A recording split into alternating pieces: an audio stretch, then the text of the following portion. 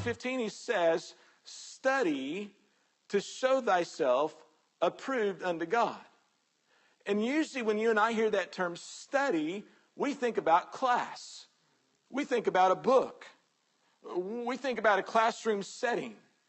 And if you were to break down that word study is talking about applying diligence and endeavoring, if you would. And it says this, to shew or to show yourself approved unto God. Now let's just preach the gospel a little bit.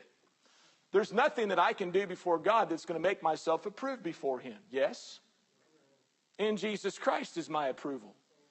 So this idea of showing yourself approved unto God really doesn't have to do with you trying to prove yourself to God, but rather through your testimony and your life example, displaying that you're approved unto God around those that you have an influence in. That's the whole context of the book of Timothy. Paul has left him there at Ephesus to reprove and to rebuke and to call out those that were profane and speaking lies and that were creating all kinds of chaos in the church. And so he says, as you do this, Timothy, you need to study to show yourself approved unto God before them. See, here's that word approved, acceptable, pleasing. So when you look at the example given to us by Barnhouse, it gives a little background as to what that term meant and how it was used in that day. Obviously, there was no banking system, not the way we know it today anyways. They didn't have paper money. All their money was made from metal.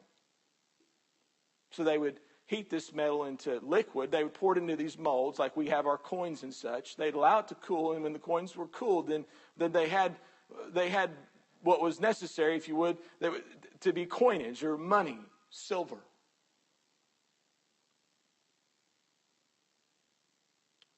In the process of making the coins, though, they would smooth off the uneven edges.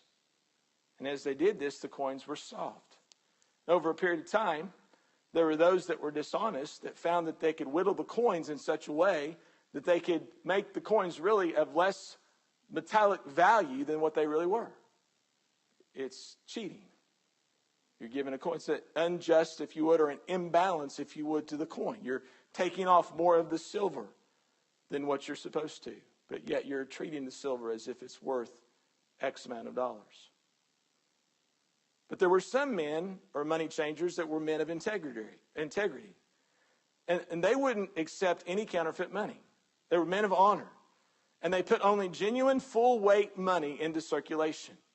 So they were very careful and meticulous about their responsibility as a money changer. And they would go to extreme lengths to make sure that what they were giving out was exactly what it was supposed to be.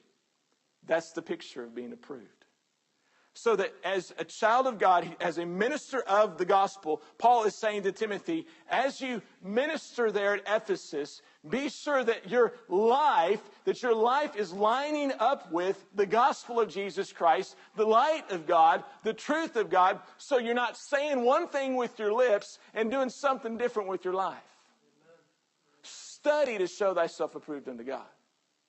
And remember, how you think is going to determine how you behave. Your conversation.